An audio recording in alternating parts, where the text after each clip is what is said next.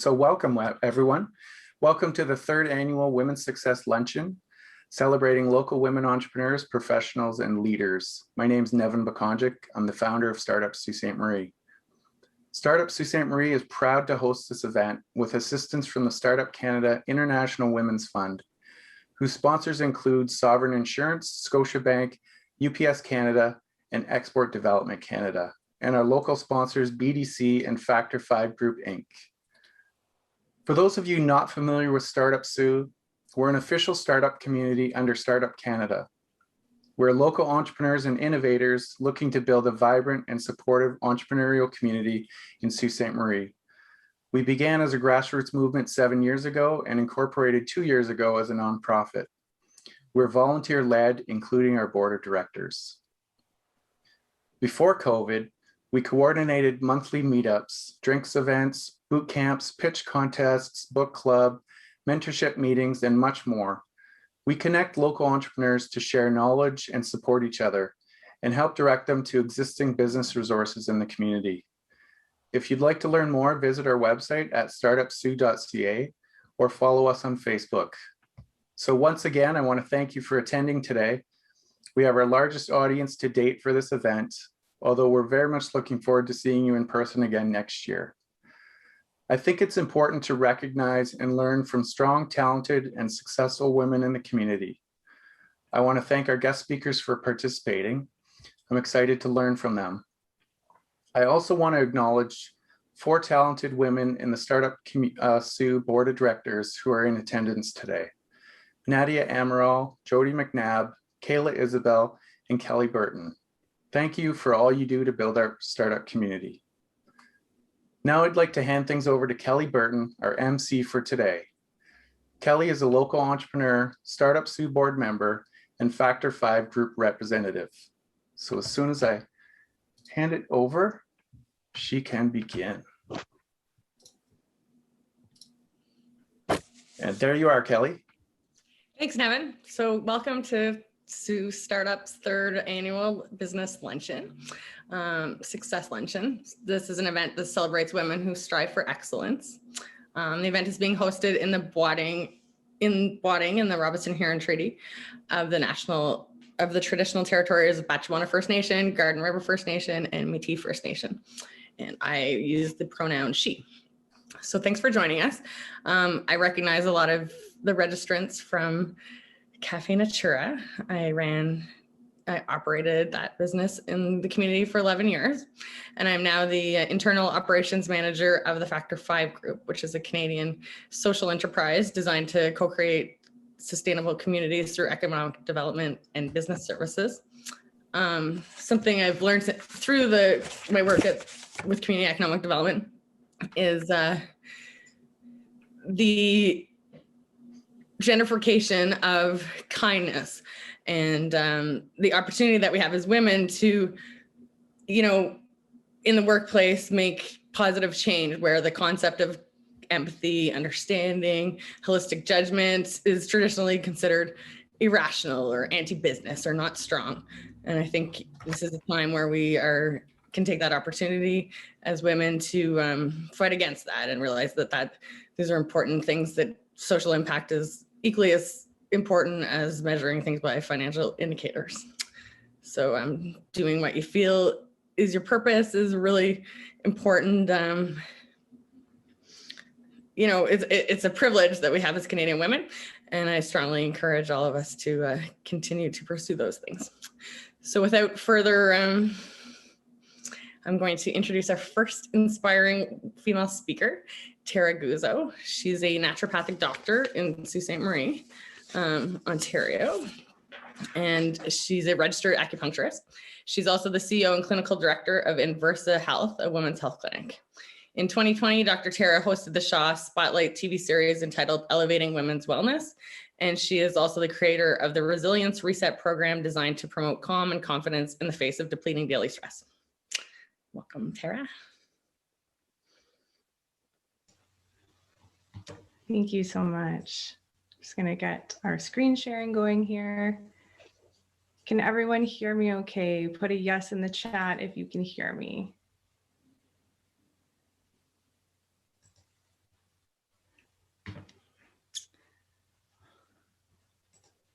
Awesome. Seeing you in the chat. Okay, wonderful. So welcome here today. I'm thrilled to speak to you about the key to stress resilience. I want to say first, congrats on taking time out of your busy day to be here for yourself.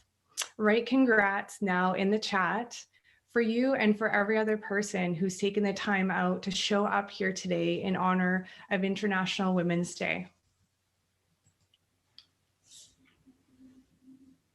Congrats. Yes, yes, congrats, everyone. Amazing. Okay, so I'm just going to turn off my video right now so that we can maintain really clear audio connection throughout. To make the most of your time here, turn off any external distractions and be ready to show up. I'll be asking for your participation in the chat as we go, so just be prepared to type.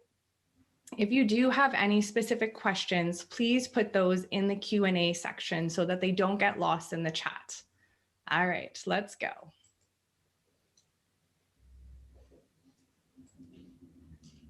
What do heartburn, anxiety, heart attacks, headaches, and premature death all have in common? Type your best guess in the chat.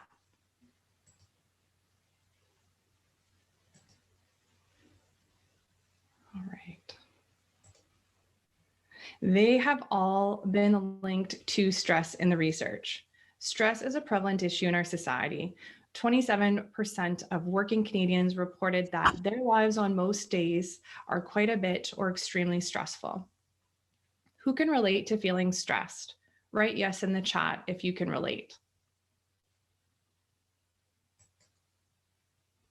Looming deadlines at work, running late for an appointment, your child's tantrum in the grocery store. Even this mild daily stress carries a 20% increased risk of all-cause mortality, which means dying from any cause. As a naturopathic doctor and acupuncturist for 12 years now, the pattern is clear. Stress is the #1 reason why people walk through my door. However, most people don't come out and say it that way. On their medical history form, it may say, "I'm so exhausted all the time, but my lab tests are quote unquote normal." Or, "I get monthly hormonal migraines that are totally debilitating." Or, "I feel anxious often, which gets in my way at work and I don't even know why it's happening." After thousands of clinical hours sitting across from people just like you, I've come to recognize that those who are most healthy and successful are the best at coping with stress and the most resilient. If you're thinking to yourself, "She couldn't possibly relate to my stress or health challenges," you would be wrong. I've dealt with chronic illness that has drained my battery. It's what led me to become a naturopathic doctor. I went from doctor to doctor, took prescription medications, underwent surgical procedures, all trying to heal my ailments. I experienced high stress, anxiety, and burnout. I was feeling like I would never find an answer as to why I was suffering or a complete solution. I'll share later what happened. There's so much I learned over the last 18 plus years of working through my own stress and illnesses about how to create resilient health. Over the next 10 minutes or so, I'm going to share the key to stress resilience with you and also show you how you can have power over your stress experience. If you want to know how you can have power over stress, write yes in the chat.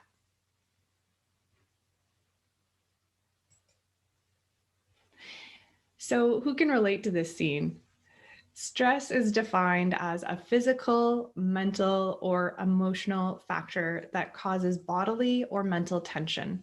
Stresses can be external from the environment, psychological or social situations, or internal, like illness or from a nutrient deficiency. So think for a moment about where stress comes from in your life. What's the #1 source of your stress right now?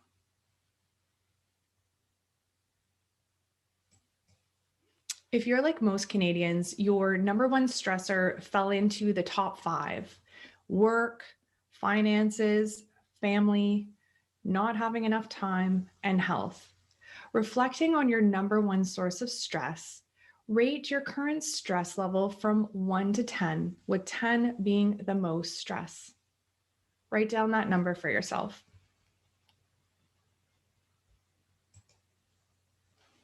This is the human response to stress curve, showing how stress impacts human performance.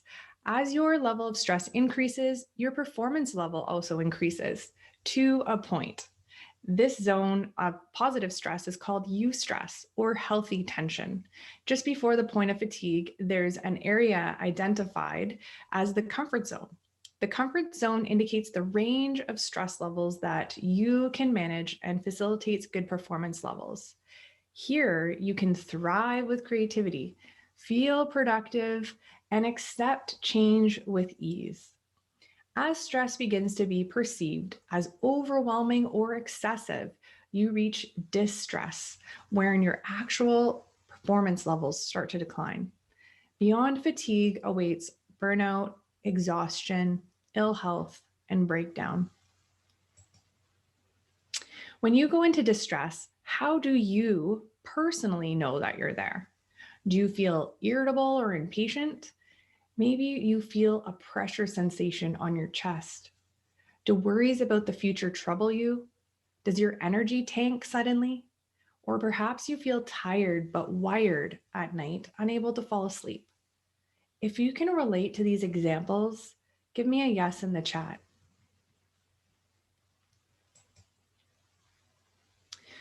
We all have certain go-to coping mechanisms. Do you just push through to the point of exhaustion? Do you wash away stress with wine? Maybe excess caffeine is your way. Are worries drowning as you scroll through social media? Or maybe you throw yourself into overworking. These are all examples of distraction, which are unhealthy forms of coping in the long run. All of us have used distraction at some time, myself included, but these are unreliable long-term strategies that don't get to the bottom of your stress. They simply delay and compound it. The woman in the center of this image is demonstrating the key to stress resilience. The key gives you the ability to manage your emotions and behavior in accordance with the demands of the situation. It enables you to resist highly emotional reactions to triggering circumstances, to calm yourself down when you get upset, to adjust to a change in expectations, and to handle frustration without an outburst.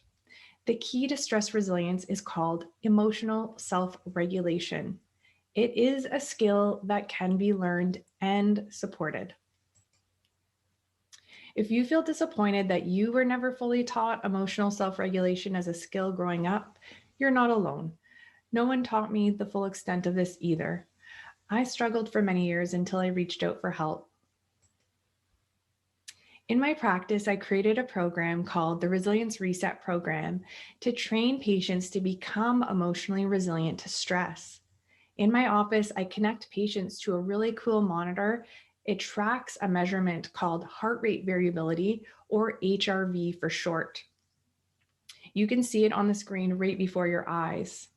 HRV is the most precise non-invasive measurement of autonomic nervous system activity. Your autonomic nervous system is responsible for recovery and the body's stress response, but also for regulating many body functions like hormone balance, digestion, immune health, and more. That's why stress can contribute to a broad range of physical and mental symptoms. Have you ever felt nervous or anxious about a presentation? Or felt an urgency to run to the washroom? Or maybe you felt your face flush and your mouth dry out. These are some of the immediate impacts of stress. But when stress is prolonged, your body systems begin to take a hit, being disrupted, and symptoms emerge. Using HRV monitoring in the Resilience Reset Program, your stress levels can be detected. Let me show you exactly what this looks like on the screen. So these graphs are what patients will see on the screen. The top graph shows what is happening inside your body with respect to your heart when you are frustrated. Intuitively, you may recognize that it's not so good to have irregular, jagged lines. Below is what you see when you are emotionally self-regulated after practicing a technique. Notice the pattern changes to a smooth, a beautiful waveform. In my clinical experience, it takes about 30 seconds to 2 minutes to achieve this change with most people, and then much quicker by the end of the program. I also mentioned how emotional self-regulation can not only be learned, but also be supported. Your physical health has an impact on your ability to self-regulate. For example, if your hormones are imbalanced, you may experience more highs and lows in your mood. If you're not eating well or sleeping well, you won't have the resources to be resilient to stress. It requires an in-depth and personalized approach to help you become your most resilient self. While awareness that stress is negatively impacting your health is a good first step, I think we can all agree that in order to create meaningful change in how you cope with stress, it's going to require more than just a key takeaway from today. In a moment, I'll invite you to take advantage of some free resources. But before I do that, I want to share some context about my approach. I know when you see a naturopathic doctor, you don't want to take 15 supplements a day. That's not my approach. I know that you don't want to give up your morning coffee, and that's not what I'll recommend. My work with my patients is my passion. In my women's health focused practice, I take an evidence-based approach. I take the time to get to know you as an individual and leverage objective testing to get to the root of your health concerns. You are unique, so I create a personalized treatment plan for you, which also means acknowledging and treating your stress. Remember back to the beginning when I shared what led me to become a naturopathic doctor? Here's why. After suffering with chronic symptoms and feeling lost about my future, both career and health-wise, I went to see a naturopathic doctor. It was the first time someone asked me the deeper questions and explained to me why everything was happening. She showed me how my symptoms were connected to the stress that I was under and gave me a clear plan of how to improve my health. As I healed and my stress diminished, I finally understood the relationship between stress and illness. So the big question is, how are we going to use the awareness that you gained today and make it into a bigger strategy for your health? There are 4 ways that I can support you right now, and I will post these links into the chat after. So the Resilience Reset Community for Women is a free group that fosters social connection and building resilience together. We have inspiring posts, real talk, and host guest experts for interviews about women's health topics. In my practice, I'm currently accepting new patients twice a month. We have a few spots left in our free discovery session, March 25th, so those interested can learn more about how I would approach helping them to tackle their health issue. On my website, you will find the Become a New Patient page, and on this page, you can fill out a new patient application, and then you'll be invited to schedule your free discovery session. You can also find me on Instagram. I'm really active on social media. And last but not least, I have a free gift for you. If you catch yourself regretting what you said or did in a moment of stress, then ruminating later about how you could have shown up differently as your best self, this is a kit that can help you get out of reaction mode.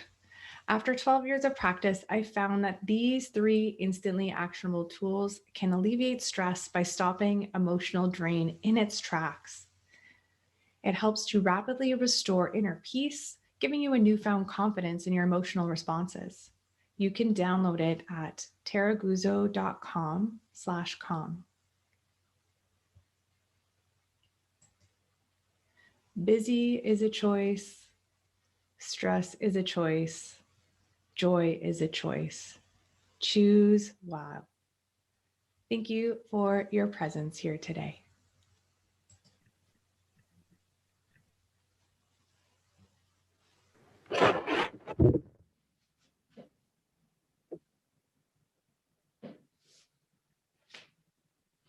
Okay, that was awesome. Thank you so much, Tara. So just for housekeeping, if you have any questions, if you want to post them in the question and answer, and we're going to take care of them after the 3 speakers are done. So next, I'd like to introduce Carrie Duell, who's the owner of Duell Social Work Professional Corp Wellness Studio. She's been working in the field of social work for 14 years, and her specialization includes, but is not limited to, anxiety, depression, trauma, family relationships, and loss. Her therapeutic certification includes emotional focus therapy, emotional focus family therapy, cognitive behavioral therapy, dialectal behavior therapy, art therapy, and mindfulness. And she's created a tranquil space, which provides her clients with greater comfort in their emotional journey. So welcome. Thank you very much. And I'm just going to share my screen here. Just one moment, bear with me. There we go. So can everyone see that? Yes, okay, perfect. What I'm going to talk to you about today is finding your inner compass of light to promote healing and personal growth. And what is that exactly, some of you may ask? Well, it's about finding your identity and really stepping into your truth as a woman, as a professional, and whatever roles you may have in your life. As we know, it was International Women's Day the other day, and for some, it's International Women's Week. I always like to prolong that celebration, and I congratulate all of you on our successes collectively as women. But I also would be remiss if I didn't pay attention to some of the issues that have presented themselves as a result of the pandemic, specifically to women and our gender. And some of these issues, you know, if you watch the news, you see that there's a greater gender divide in the workplace right now. There's women leaving the workforce due to family responsibilities and loss of employment. There's increased rates of domestic violence. And the social constructs that some of women live under of what females should be and what identities they need to step into are really prevailing and causing some of the divide that we're seeing.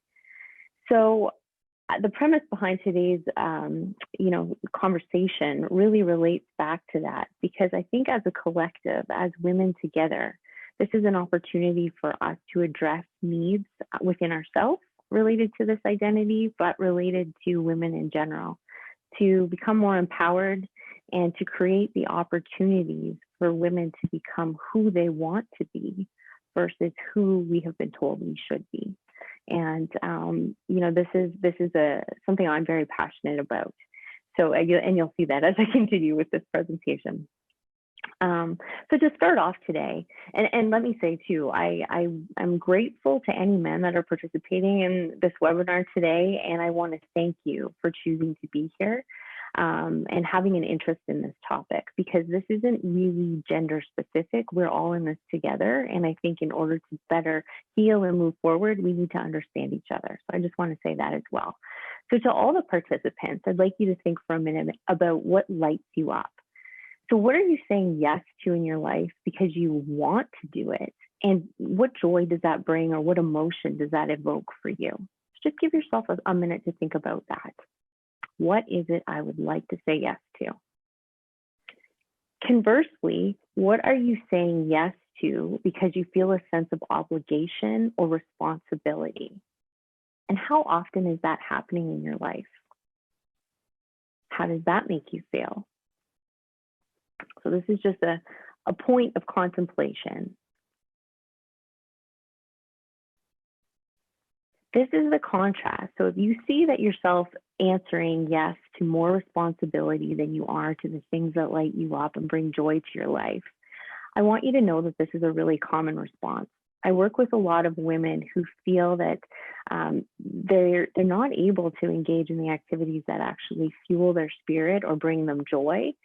And perhaps if this is you, it's an opportunity to start considering how you can unload some of these responsibilities in your life to make space for the things that really bring you that sense of fulfillment and help you to feel more passionate about who you are and how you're stepping forward in your daily practices, in your daily life.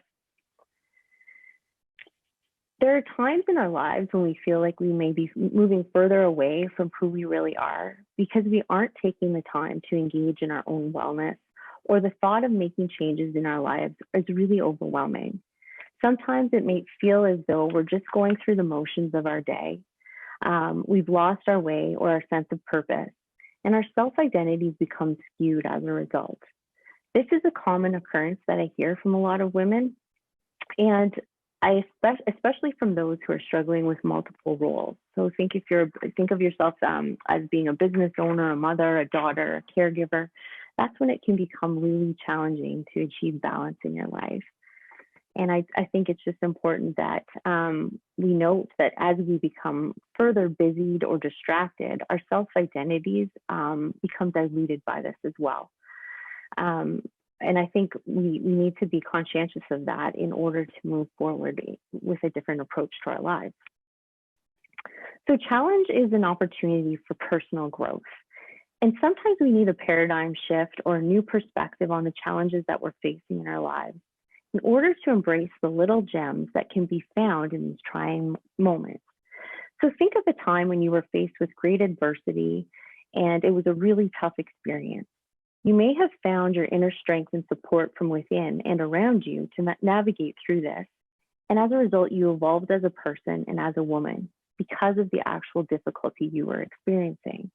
Without the challenge, you might not have been ready for the next chapter in your life. But unfortunately, we don't always recognize this during these difficult moments. And I like this a little poster at the bottom that says, "I am a woman. What's your superpower?" So our relationship with ourselves is probably one of the most important ones we'll have because it's the foundation from which all other interpersonal connections and exchanges are made. Most importantly, as part of this, our core beliefs really dictate our self-construct and largely help us develop who we are as a result of our childhood experiences. Childhood is a time when our identity begins to form. So think of a core belief as being the story that we start to tell ourselves as a result of our experiences in our external world. For example, a little girl may be told that they are a good helper by adults in their life. And as a result, they're given many tasks to complete because they are responsible and they can be depended upon. That child grows up with a core belief of needing to take on further responsibility to help others in order to be a good person or feel validated in their life. Over time, this tendency to want to help may fully engulf them and prevent them from taking care of themselves in an effort to be this very good helper that others always thought they were.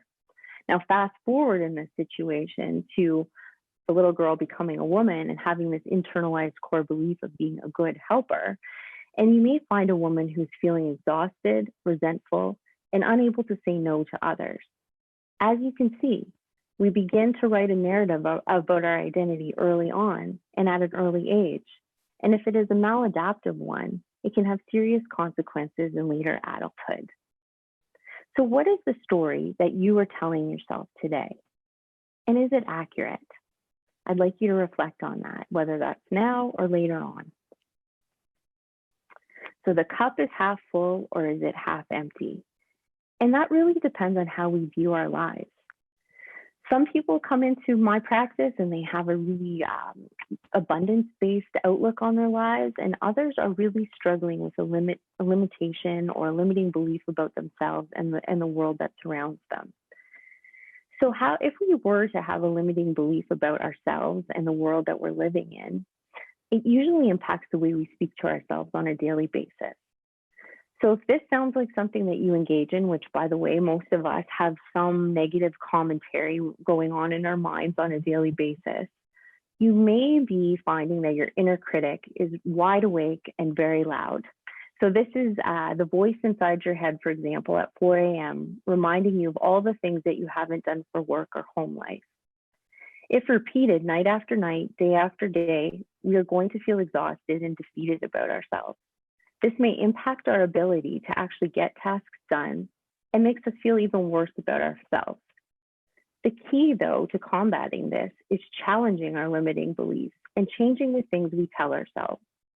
Sometimes it's as simple as saying to yourself, "You've got this, you can do this."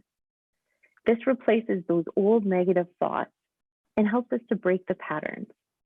One small step forward in showing up for ourselves with self-compassion is progress. This takes some time, some kindness, and practice, and it isn't always easy, but it is well worth it. It can mean the difference between staying in a state of lack or moving on to a life of abundance. I really like this quote: "The emotions that can break your heart are sometimes the very ones that heal it." And so as a society and as women, oftentimes we're socialized to not show vulnerability, especially in business practice, not to cry. I think that was alluded to in the introduction, but actually feeling our emotions is the key to finding that inner identity and that inner peace. So as Louise Hay once said, you have to feel it to heal it. And allowing emotions to be processed as a full spectrum experience is truly a gift to oneself. When emotions are repressed, they may eventually manifest in ways that negatively impact our physical, spiritual, and mental state. This isn't gender specific, and if you are able to attend to emotions and be vulnerable to allow these feelings to be expressed, you'll be better for it, and you'll also shift the energy within your household, allowing others to feel more comfortable to do so as well. We can only truly understand ourselves and have greater connection with ourselves when we are attuned to our own emotions. This is one of my favorite slides, and not because I give a list of possible self-care activities, but because I've started to reconceptualize self-care as personal development. So in my practice, I will often have women come in and I pose the question to them, what are you doing for self-care? How do you carve out the time, to dedicate to giving back to yourself in the ways that are important? And oftentimes I will hear from women that, Carrie, I just don't have the time. I've got so many obligations. And to be honest with you, when I am engaging in self-care, I really feel guilty about taking that time away from my family, my partner, the dog, whatever it is. There's a long list of priorities that come before, them giving themselves the self-care that they need.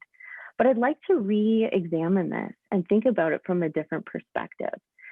So many of you are in business, some of you work for organizations, and if one of your supervisors or as a CEO, you were asking an employee if they believed or endorsed in professional development, I'm pretty sure what the answer that you would hear from them is, of course I do. Where can I sign up for the next professional development webinar? How can I better myself in this business?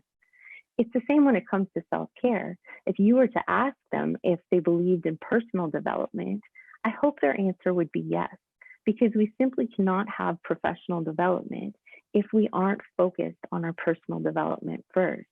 And the underpinning of personal development really is self-care. So my homework for you, and I give homework all the time, not the academic kind, but I do give homework to my clients, would be to look at this list and see if anything resonates for you. Pick one activity that you think you might like to try or add to your self-care regime this week, and do that. It's about progress over perfection, and so there's no right or wrong way to do any of this. It's just about acknowledging some areas of improvement or areas of reconnecting with ourselves that might be helpful.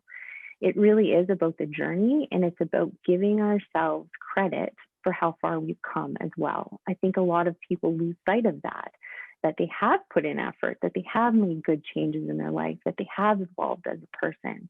And we really can't move forward unless we celebrate those successes as well.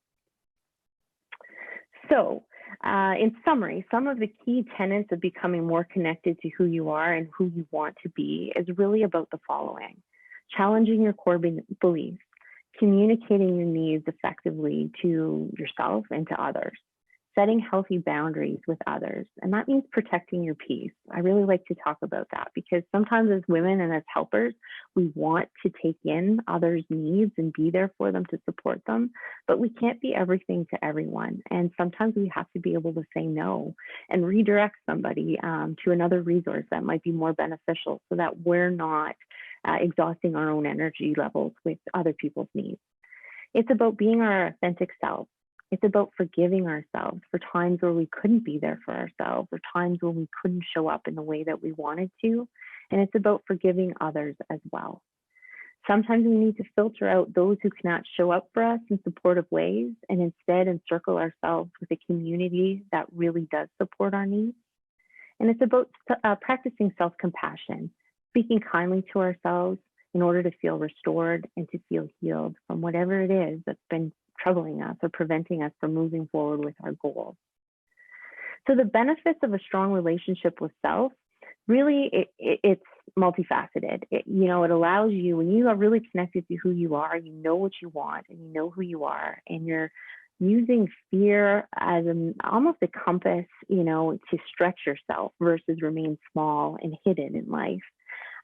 You're able to become more creative. You're more contented. You're more confident. You have increased career performance, success in life, healthier relationships with money, enhanced relationships with others, and ultimately you feel more peaceful. I'd like you all to consider something. This is a bit of a fun activity to conclude the presentation.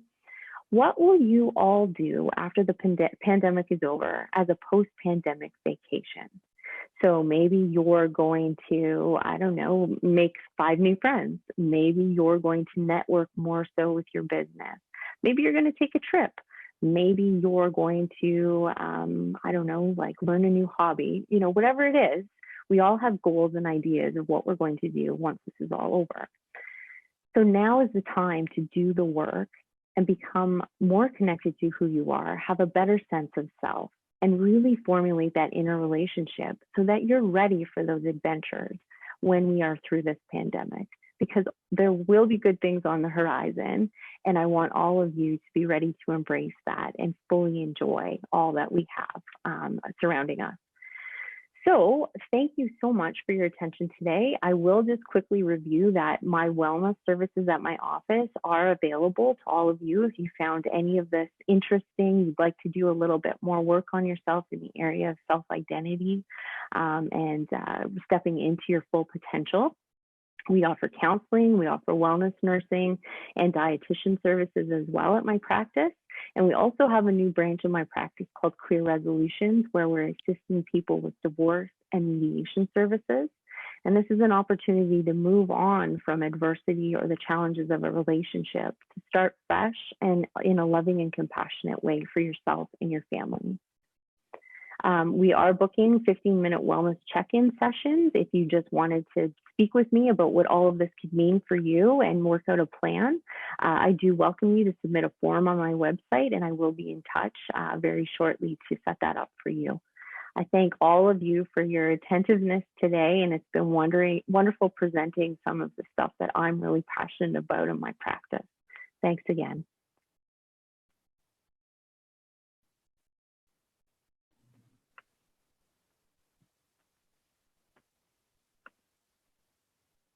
Thanks, Carrie. That was great. Okay, so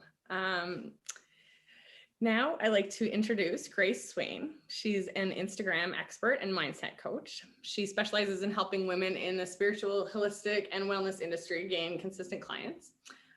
Grace loves all things spiritual, and her favorite crystal is citrine. Not sure if I said that right. She's also Indigenous and is passionate about creating diverse and inclusive businesses. In addition to Instagram, Grace has over 70,000 followers on TikTok. If you're looking for your team to be trained by Grace, you can, through her corporate workshops, you can reach out to her on Instagram at Grace Swain. So welcome, Grace. And hello. So I'm just gonna share my screen here. Just give me 1 second. I'll move this over. And just let me know down in the chat if everyone can hear and see everything okay, just before we go ahead and get started. All right. So let's look at the chat here. I think we are all good. Okay. So, hello, Ani. Thank you so much, everyone, for being here. Just wanted to give a huge shout out to all of the other speakers so far. You have all done such a fabulous job, and it's just been so interesting hearing everyone here share their story and all their expertise. So today I'm talking about how to build your business and brand on Instagram. So Today, we're going to be talking about your feed, your branding, the 4 different types of content, and how to update your bio. So a little bit about me and my story for those of you who don't know me. Hello, Ani. My name is Grace Swain. I am an Instagram and mindset coach. Some fun facts about me. I have my black belt in Shotokan karate. I have over 70,000 followers on TikTok. So I have a lot of people who always ask me questions about TikTok as well. I am Ojibwe and Potawatomi. So I'm registered under my dad's reservation from Swan Lake First Nation in Manitoba. My mom is also Indigenous and she is from Wacomico on Manitoulin Island. I started my business when I was 17 years old because I always knew I wanted to be an entrepreneur. So I just started and I dove right in while I was in university. I'm in my 4th year of university at the University of Western Ontario, almost done, and I'm majoring in women's studies. So now I do Instagram and social media full time. When I first started, I remember I was in debt, I was broke, I was only making $500, and now I make consistent 5K months, and I just made $12,000 last month at 21 years old. I don't share my story to brag or to gloat, but I share it to inspire other Indigenous youth because I'm all about that representation, and seeing other Indigenous business people and coaches in this industry was really important to me when I started my business. And not just for the youth, but for all the ambitious women in this audience. I am also a tea addict. My favorite tea is green tea, and my favorite band is the Beatles. And you can find me on Instagram at Grace C. Swain, and I'm also on TikTok at Manifest with Grace. So let's dive right into it. So how do you update your Instagram bio? So the first thing is your profile picture. If you have a product-based business, then it's okay if your logo is if your profile picture is your logo. However, if you have a service-based business, it's best practice to have that profile picture a professional photo of yourself. It has been proven that you will have more follows because people recognize you with your brand, and it also really shows that you're not a bot or spam account. For your name in your bio, and I will show you an example in 1 second, you want it to have a search engine optimization keyword. So for example, if you are a realtor, I would put realtor beside your name, and I will show you again this in 1 second. The first sentence of your bio, you also want to say exactly who you are and who you help. And you also want to include a fun fact below that. So you want that first sentence to be an actual sentence because it just shows that you're real. It really shows that you are a real authentic person and it's not just in point form. You also want to have a call to action. So some form of activity or option for them to do. So just to put this all into practice here. So here you see right beside my name, it says Instagram and mindset coach or a manifestation coach. So again, if you are a realtor, then beside your name right here, you would put real estate or realtor. Or if you own a yoga studio, you would put yoga teacher or yoga. Or if you own a product-based business and you sell candles, you would put candles there. The whole idea is so that people can find you easier. Here I have my I help statement. So I help women in the spiritual, holistic, and wellness industry consistently manifest 5K months. So let's say you are a realtor. Then your I help statement could be, I help sellers and buyers in the Algoma region win in real estate. Or if you have a product-based business, your I help statement may not necessarily say I help, but instead would say award-winning, authentic, Indigenous-made arts and crafts. I also have a fun fact about me. So I say that I am Ojibwe. I know other people will put tea lover or wine lover or fur mama. And then I have my call to action, which says scale to 5K. And in my bio, I have a ton of freebies, such as my hashtag strategy and my Clubhouse cheat sheet. So those are some other options to help you get started. But usually in this call to action, I like to put the transformation they're going to get. So for example, if you have book a call with me, then maybe put the transformation of what that call will help them with. Have more time in your life, relieve stress, whatever that may be. So, and you can also put DM to chat, call me, whatever that call to action is. So next I want to talk about your feed and branding. So people identify you and perceive your value through your brand. Simplistic branding is associated with luxury, which I'll talk about in 1 second. And Instagram is all about the aesthetics because it is a visual platform. But I don't want you to spend hours on this or get hung up on this. What this means, and it's actually a weight off your shoulders, because it means that you only really need 2 to 3 brand colors, and you only need 2 to 3 fonts to really help you out with this. So to put this into an example, if you look at brands like Chanel, Gucci, Prada, or Coach, what do they all have in common?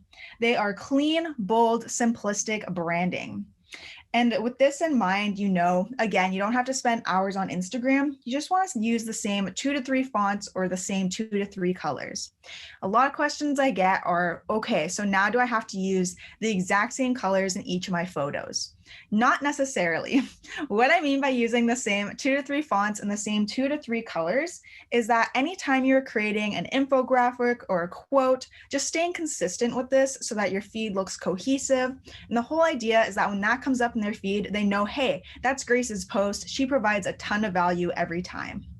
We also use all these types of apps. So you can use Lightroom, which is right here, or Visco to put presets over your photos.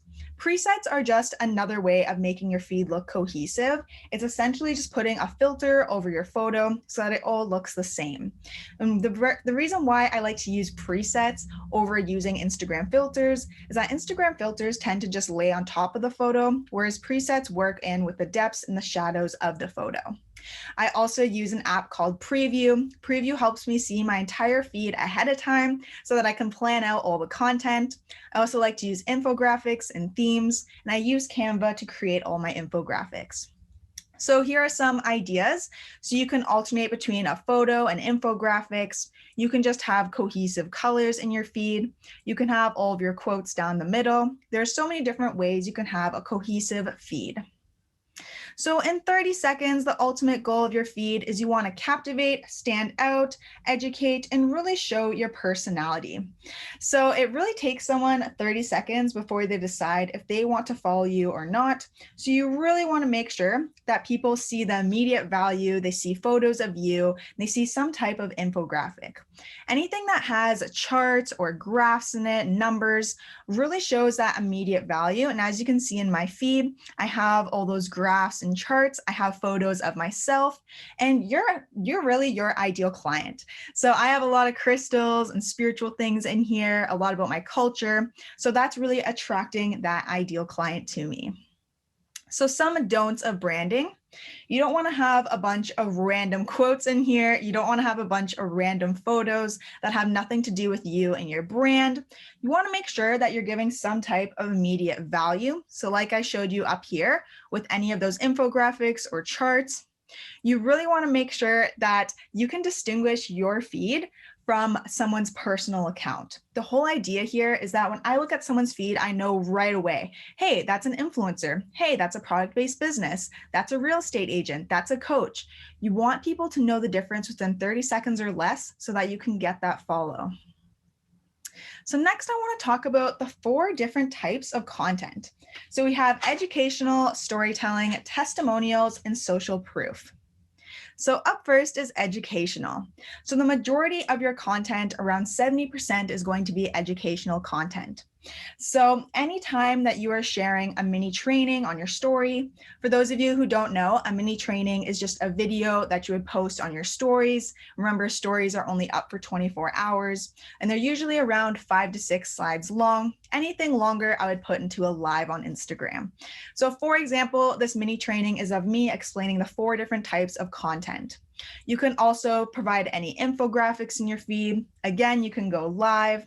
Anytime you have a freebie or a free challenge or a masterclass, or maybe you write blog posts. These are all different ways you can give educational value. And not to say that you have to do all of this, do not feel overwhelmed by that. I'm just showing some different examples. So it doesn't really matter how you give value as long as you are giving it in some form.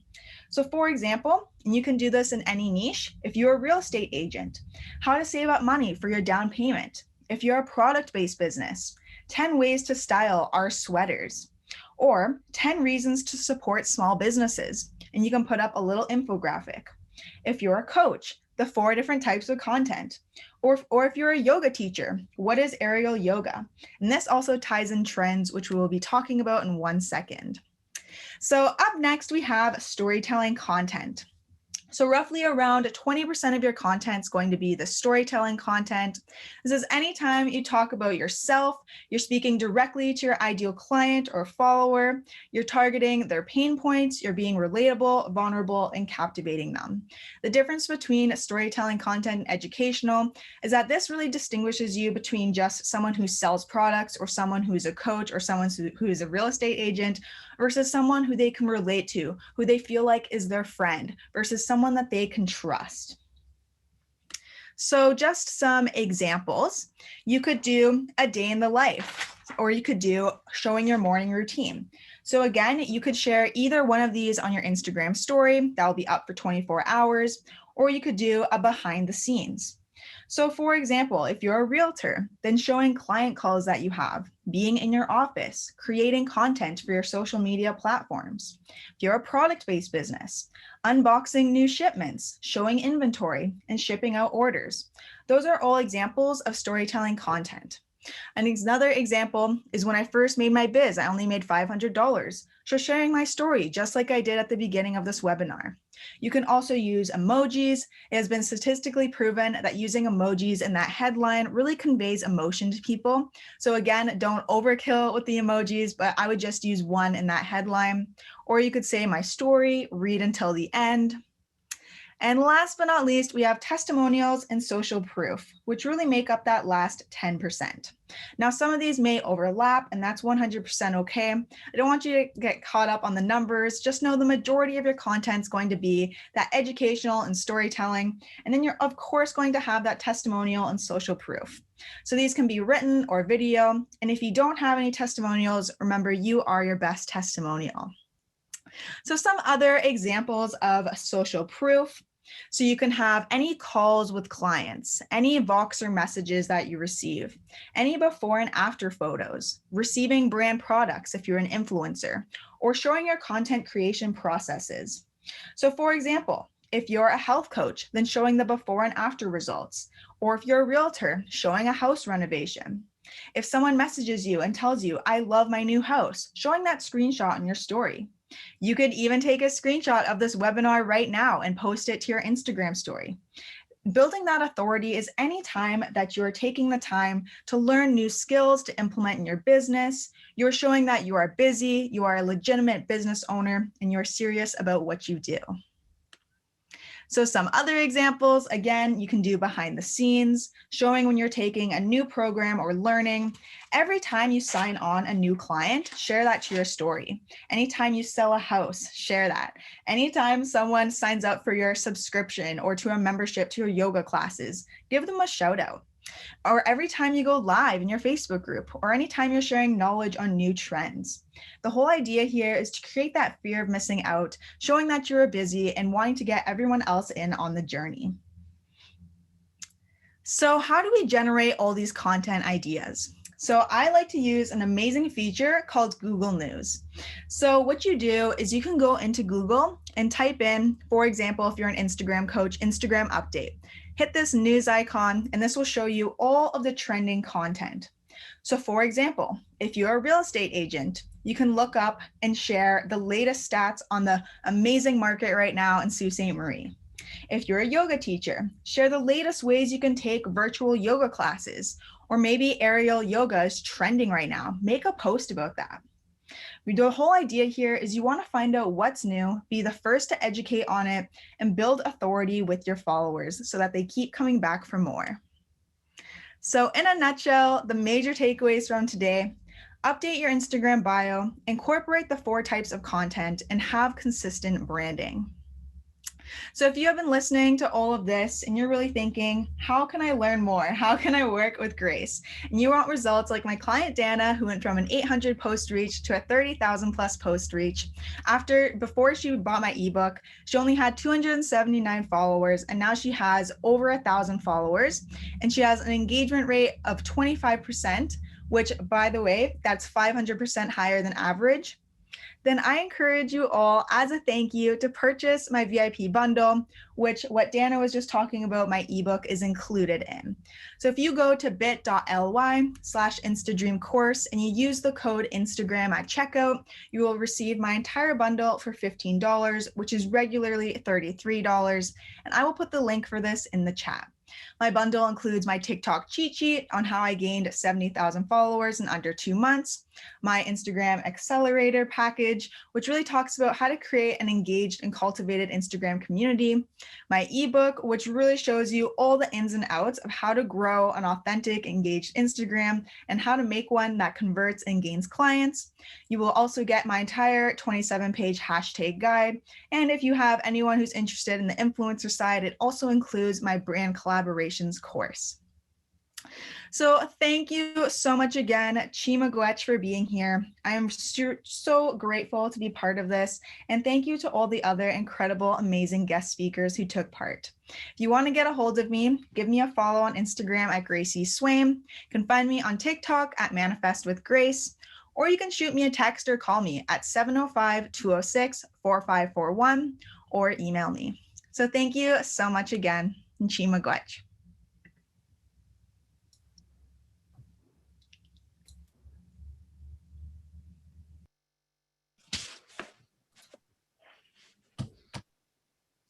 Thank you so much, Grace. So I'd like to thank all of our speakers. That was really interesting and fun. We were nervous about doing an online event, but I think it's turned out really well. So if we can have a virtual round of applause for the speakers. So next, we'd like to open the floor to more questions and comments from the audience. If you'd like to speak, you could raise your hand using the hand icon on the Zoom feature. And I'm going to pass this over to Nevin for the question and answer. Excellent. Thanks very much. Can everyone hear me okay? Good, good, good. So thank you to all of our amazing speakers. That was very informative and I think inspiring for many of us to build our own careers, build our own brands, build our own businesses, or just advance ourselves in the different ways. So we're moving into the Q&A section. Some people have dropped their comments into the Q&A at the bottom of the screen, so you can feel free to do so right now, or you can use the chat and we'll get to some of these questions. I'll give you a couple of minutes, but I will get started with the first one we have from Kathleen, and that was to Tara.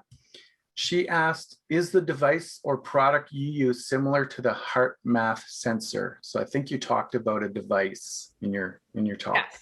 Yeah, so the HRV monitor that I use in my office is heart math technology. So yeah, that's the one that I use, but I've tested out a lot of different personal HRV monitoring devices over the years. I've probably gone through about 8 different ones. So for clinical use, I use the heart math one, but then there's a lot of different ones out on the market right now. Okay. Thank you for that. There we go. Sorry about that. I think we all have the spotlight now. Okay, next question we have. The links. Oh, is for me. So the question is, will the links in the chat be sent via email to participants? This has been excellent. Thank you. Yes. So what we will do, we will send a follow-up email to everyone who attended today. That's going to have a link to the recording, so you can watch that or share it with others who you might think could find value in what you've learned today. And I will also drop in all of the links from our various speakers so you can access their products, their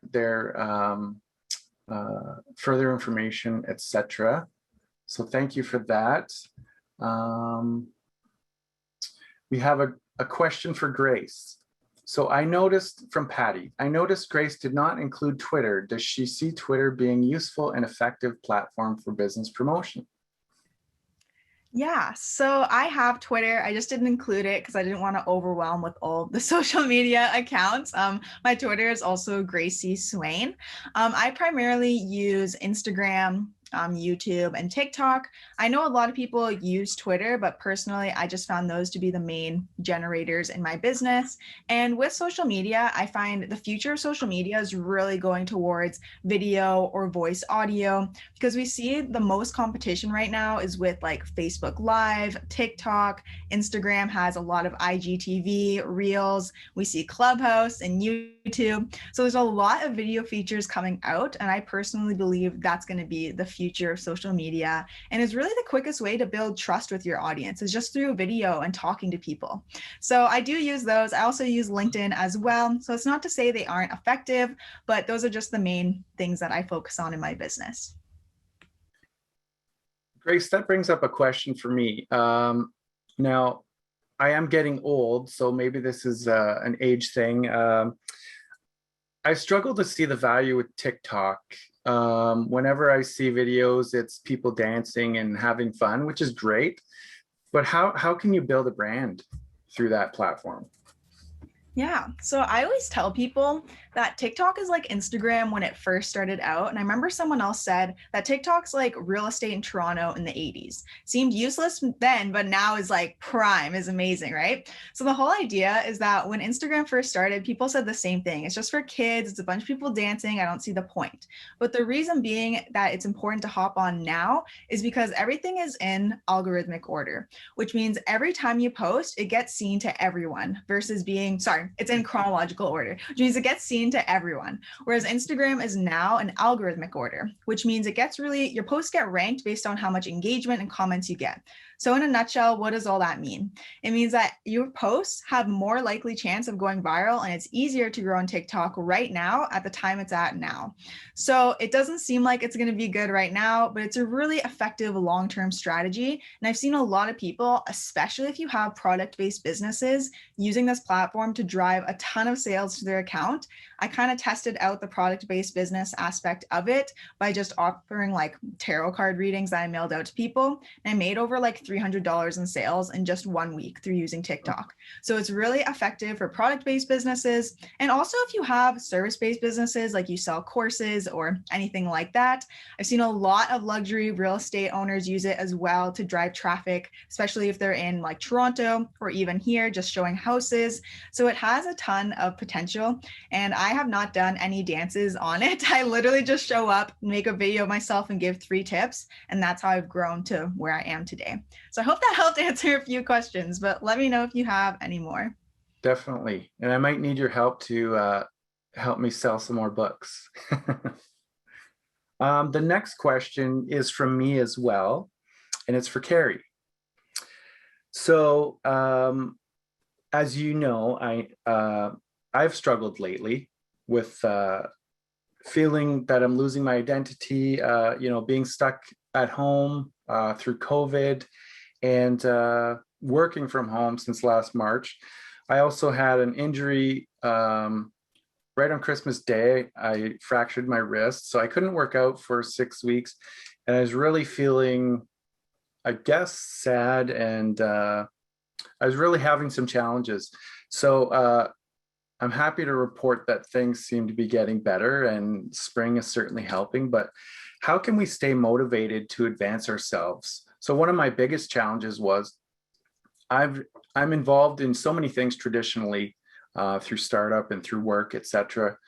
It's been a real challenge not being able to see people face to face to do events and stuff like that. And I just felt like my motivation for advancing my own self was just going away. So what would you recommend?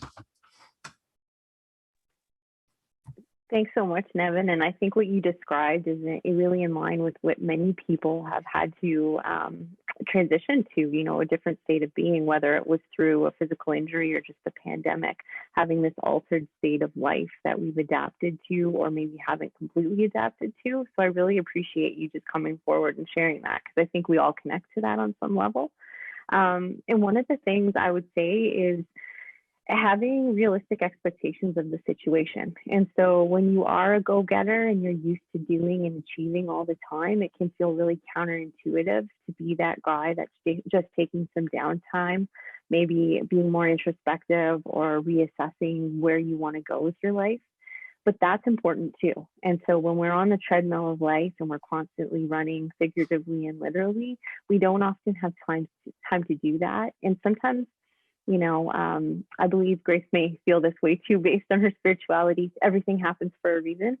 And sometimes that's a way of us acknowledging that we need to slow down and that we need to reevaluate important things like relationships that may not have been tended to in our life.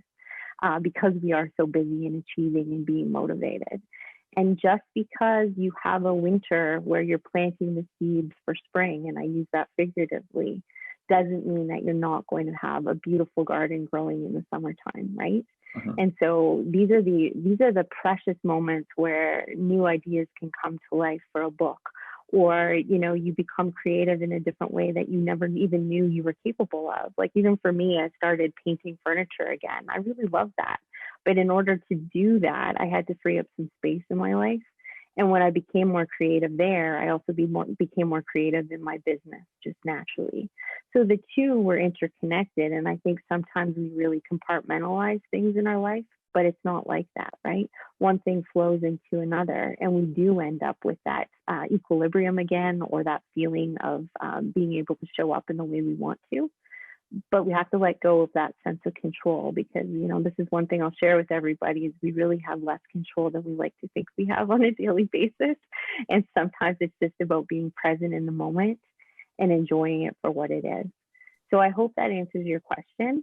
It's a roundabout way, but it's more about being at peace with what is today, right? And just learning from that experience.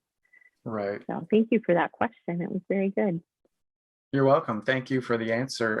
And it makes a lot of sense to me. I think during that sort of low point, I did start to realize what was really important to me. And I had been doing a lot or participating in things that I thought would help advance my career or other things, but it wasn't really making me happy. So I think it's helped me to reevaluate some of that. So our next question is for Grace.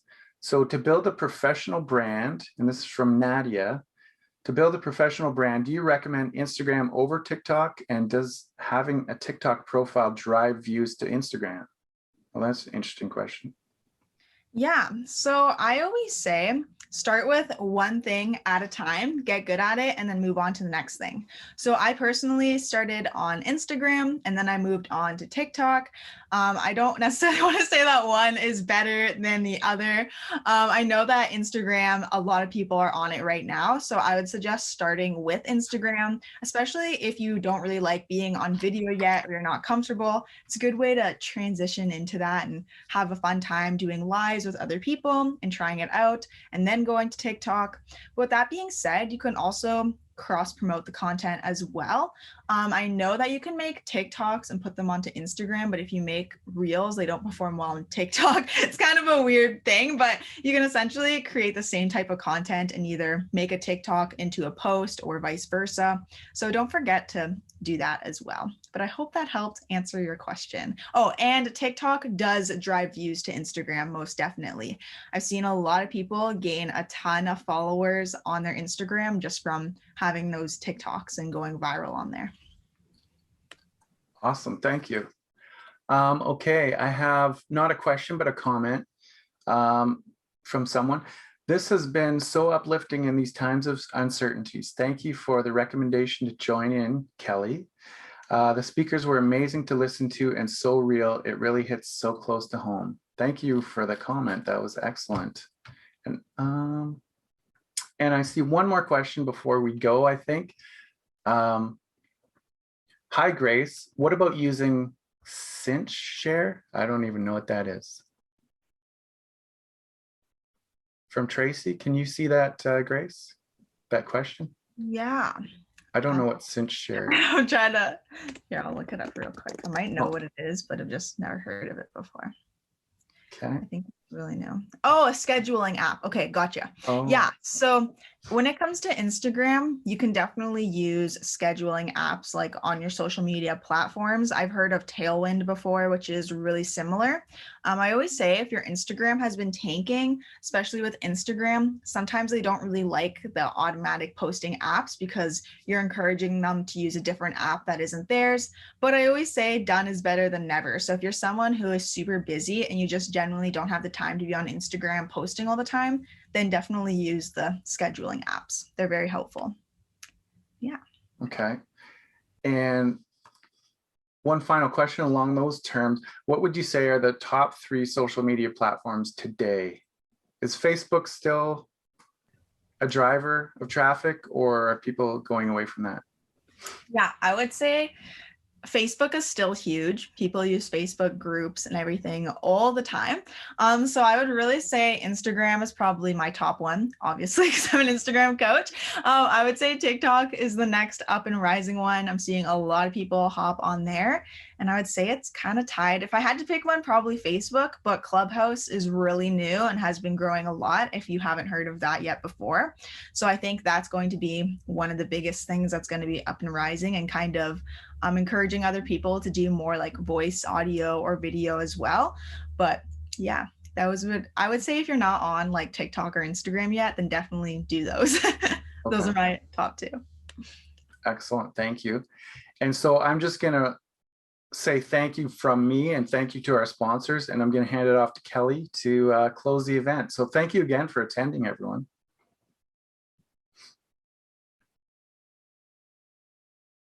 Oops, you're on mute. There we go. Yeah, so we'd like to thank everybody for coming.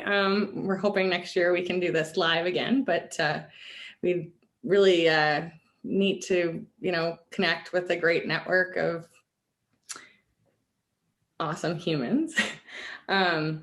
So I encourage you to support yourself with people who are going to help you to, bring out your best. And an opportunity to meet some of these people would be through some of the StartUP events. If you'd like to visit our website, startupsue.ca, you can stay up to date on any other future events we do.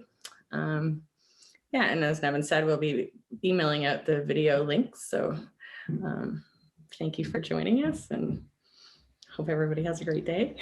Thank you again, all the speakers. You did a great job. It was super fun. Thanks, Kelly. Just one more thing. I just posted a link to our survey through Startup Canada. It's only a couple questions and it just helps us to figure out what we did well and what we can improve on. So if you could click through to that, anyone who's left on the call, and we'll also send it in the follow-up email. So thank you very much to our speakers, Grace, Tara, Carrie. I really appreciate it. It was excellent content, and thank you very much, everyone. Have a great day.